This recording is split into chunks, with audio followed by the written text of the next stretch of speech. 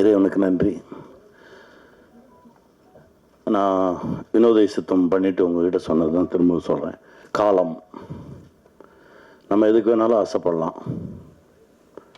ஆனால் நமக்கு எப்போ தரணும், எந்த சூழ்நிலையில் அதை கொடுக்கணும்னு முடிவு பண்ணுறது காலம்தான். ஏன்னா கடந்த ஒரு வாரமாக பயணங்கள் இருக்கும்போது எல்லாமே ஃப்ளைட் லேட்டாகவே இருந்தது. இன்றைக்கி மட்டும்தான் நான் வேணுனேன், ஒன்றும் இல்லை. ஏன்னா காலதாமதம் ஆயிடக்கூடாது, சரியாக போயிடணும், சரியான நேரத்துக்கு போய் நிற்கணும் அப்படின்றதுக்காக வேணுன்னு இன்றைக்கி கரெக்ட் டைமில் எடுத்துட்டாங்க.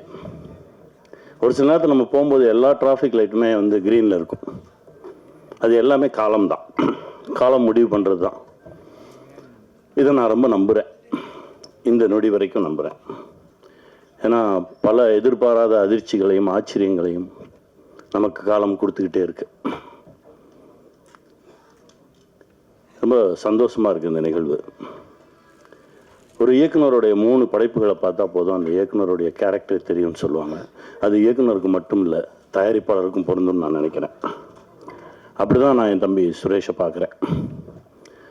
அவர் எடுத்திருக்க திரைப்படங்களை எடுத்து பார்க்கும்போதே அவர் யாருன்னு நமக்கு தெரிஞ்சது. அவரோடு பயணம் பண்ணணுன்னு ஒரு ஆசை வந்தது. அந்த மேடையில் தியாகு சாரை பார்த்தோன்னே இன்னும் கூடுதல் சந்தோஷம். யார் யாரோட சேரணும்னு ஒன்று இருக்குல்ல, ரொம்ப மகிழ்ச்சி சார், ரொம்ப சந்தோஷமாக இருக்கு. தம்பி, வி ஹவுஸ் வந்து இந்த சினிமா இருக்கிற வரைக்கும் இருக்கும். ஒரு நல்ல படைப்பு எடுக்கணும் அப்படின்னா வி ஹவுஸ் போகலாம் அப்படின்ற ஒரு நம்பிக்கை வரும்.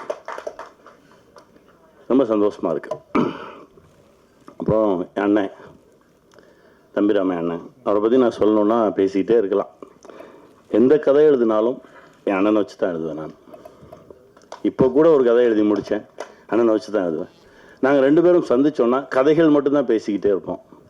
ஒரு 5 நிமிஷத்தில் நான் ஒரு கதை சொல்லுவேன், அப்புறம் அண்ணன் ஒரு கதை சொல்லுவாங்க. மாறி மாறி மாறி கதைகள் தான் போயிட்டே இருக்கும். அதில் இந்த சமூகத்துக்கு ஏதாவது ஒன்று சொல்லிடுவோம். ஏன்னா நமக்கு இவ்வளோ பெரிய இடத்த கொடுத்த சினிமா மூலமாக நாம் ஏதாவது ஒன்று சொல்லிடுவோம்னு சொல்லி முயற்சி பண்ணிட்டு இருக்கேன் தான். இப்போ ஆல்மோஸ்ட் ஒரு 10 படம் பண்ணோன்னே அப்படின்னு நான் பேச்சுக்கு சொன்னேன். இப்போ 5வது படைப்புக்கு வந்திருக்கோம். இன்னும் 5 படம் இருக்குது. அதற்கு மேலும் ஒரு ஆசை இருக்குது. அது நடக்கும்னு நம்புகிறேன்.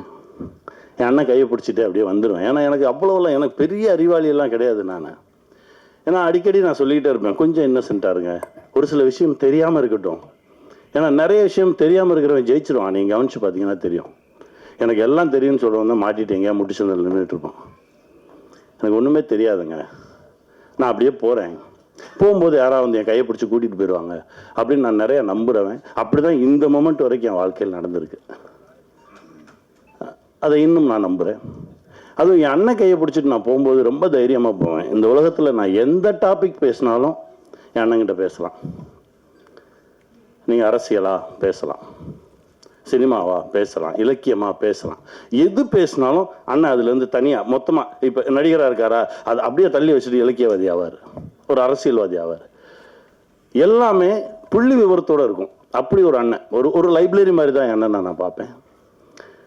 என் தகப்பனாக பார்த்துருக்கேன், என் அண்ணனாக பார்த்துருக்கேன், ஒரு குருவாக பார்த்துருக்கேன். நான் எப்படி பார்த்தாலும் எனக்கு அப்படி தெரிவார். அதுதான் என் அண்ணன்.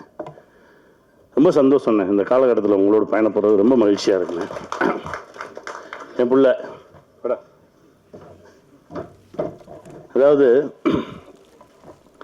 இவரோட ஒரு படம் நான் நடித்தேன். ஆட்டோ இருக்குல்ல, ஆட்டோ போயிட்டு இருக்கும்போது இந்த வாசல் வழியாக கிளம்பி அந்த வாசல் வழியாக வரணும். வந்தார். எப்படி எந்த டைமிங்கில் பண்ணுறாரு ஒன்றுமே புரியல.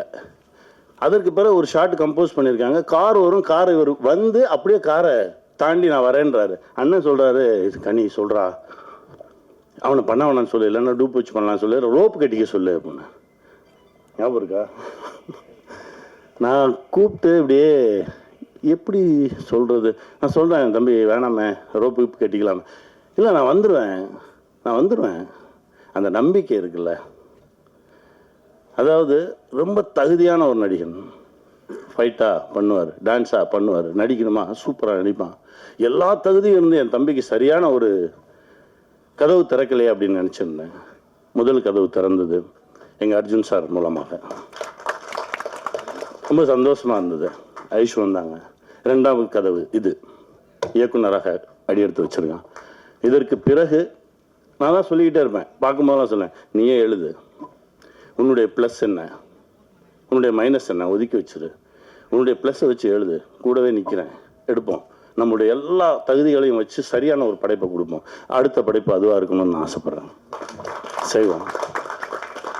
ஏன்னா அவருடைய உழைப்புக்கும் ஒழுக்கத்துக்கும் இன்னும் பெரிய பெரிய தளங்களில் என் தம்பி வந்து நிற்பான். கூடவே நானும் நிற்பேன். வாழ்த்துக்கள் தம்பி. ராஜா கிளி, எங்கள் அண்ணன் பல முறை பேசும்போது பல கதைகள் சொல்லியிருக்கான்னு சொல்லல, அந்த மாதிரி இது ஒரு கதை. நிறைய நிஜங்கள் பேசக்கூடிய ஒரு கதை. நான் சொல்கிற மாதிரி தான் ஒரு காலம் மனிதனை எங்கெல்லாம் கொண்டு போய் நிறுத்துது.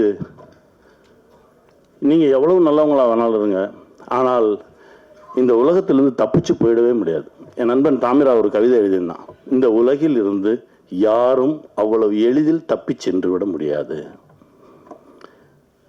நீ பதில் சொல்லிட்டு தான் போகணும். அப்படிதான் இந்த கதை. இவ்வளோ சொன்ன போதும் இல்லைண்ணே, இதுக்கு மேலே பேசணும். இதுதான், காலத்துக்கிட்ட பதில் சொல்லாமல் யாருமே தப்பிச்சு போயிட முடியாது. ஒரு காலம் நம்மளை எங்கெல்லாம் கொண்டு போய் நிறுத்தும். அதனால் முடிஞ்ச வரைக்கும் உண்மையாக இருந்துருங்க, எளிமையாக இருந்துருங்க.